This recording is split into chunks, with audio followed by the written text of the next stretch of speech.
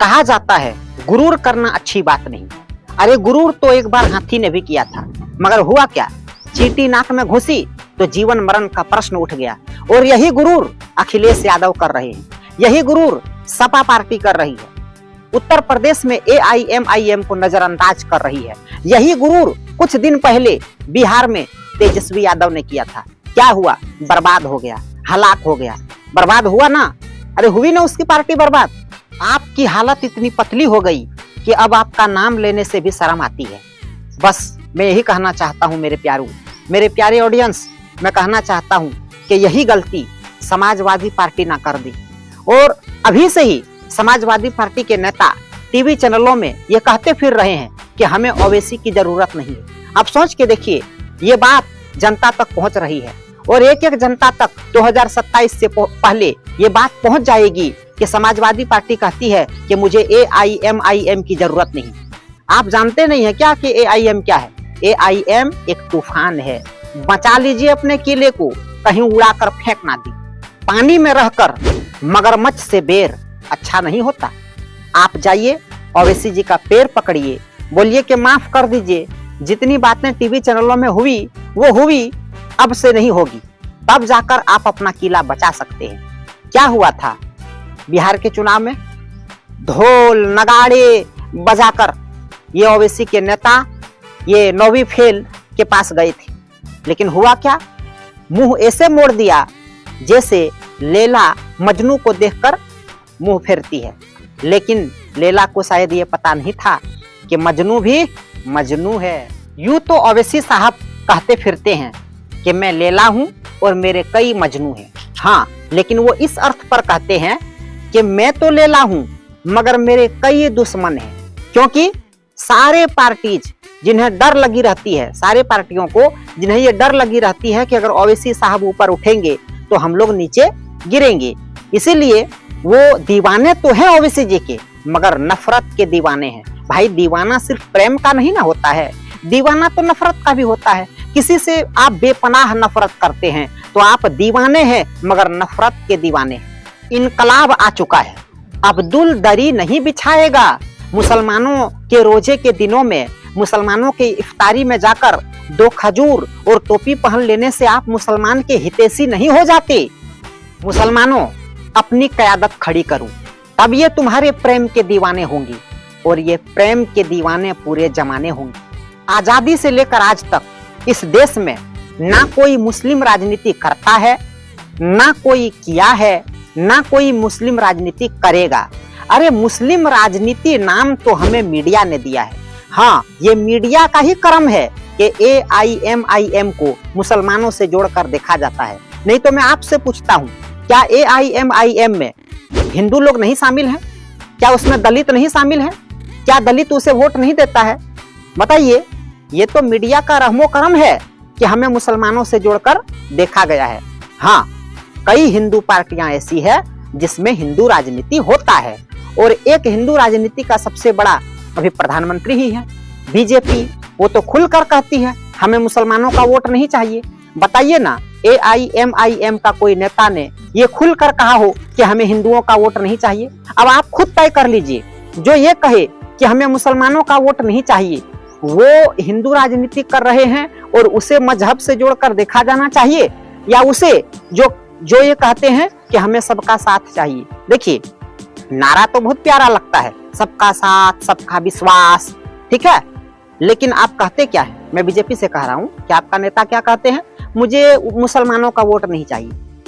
ठीक, कभी ओवैसी ने ये कहा मुझे हिंदुओं का वोट नहीं चाहिए, कभी ओवैसी ने ये कहा मुझे दलितों का वोट नहीं चाहिए, कभी ओवैसी ने ये कहा कि मुझे गैर मजहब जो इस्लाम से ताल्लुक नहीं रखते हैं मुझे उसका वोट नहीं चाहिए। तो फिर ये मीडिया का रहमो करम नहीं तो और क्या है जो ये साबित करना चाहती है कि AIMIM मुसलमानों की पार्टी है।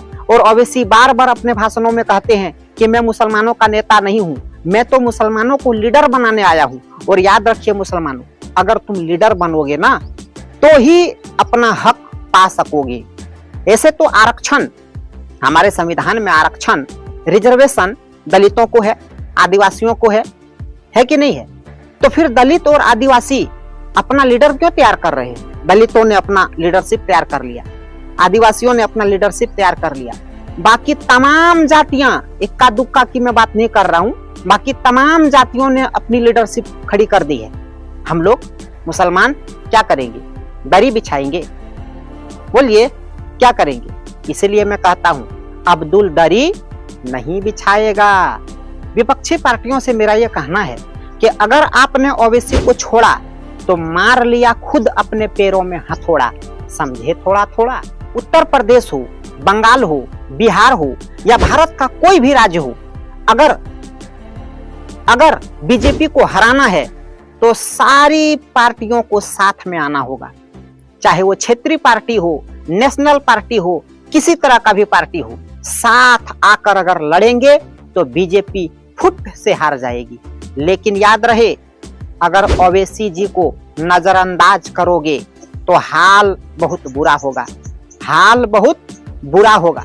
और अगर अभी बात समझ में नहीं आ रही है तो चुनाव होने के बाद जब हार जाओगे, चाट जाओगे, तो फिर मुसलमानों के पास आकर या टीवी चैनलों में बैठकर मत रोना कि पापा पापा हमारा तो चॉकलेट छीन लिया, ओवैसिया बड़ा बदमाश है। तो फिर हम लोग क्या कहेंगे? रो रहे हो, छोटी बच्ची हो क्या? जैसे बिहार में ये राहुल गांधी और ये 9वीं फेल ललुआ का बेटवा चिल्ला रहा था कि अगर ओवैसी नहीं आते तो हम लोगों की इतनी सीट बढ़ जाती। का हो, मुसलमान किसी पार्टी का बपोती है क्या कि ओवैसी को नहीं आना चाहिए, फलना को नहीं आना चाहिए, ढिमका को नहीं आना चाहिए, तस्का को नहीं आना चाहिए? ये तुम तय करोगे कौन कहां से चुनाव लड़ेगा। और मैं एक मजे की बात बताऊं, हाल फिलहाल में अभी झारखंड के स्वास्थ्य मंत्री इरफान अंसारी का एक भाषण आया। इरफान अंसारी जामताड़ा के हैं, मैं भी जामताड़ा का हूं। तो इरफान अंसारी का एक भाषण में सुन रहा था, वो इंटरव्यू दे रहे थे आज तक चैनल में। उनसे पूछा गया कि आपको क्या लगता है कि ओवैसी आपको नुकसान पहुंचा रहे हैं क्या?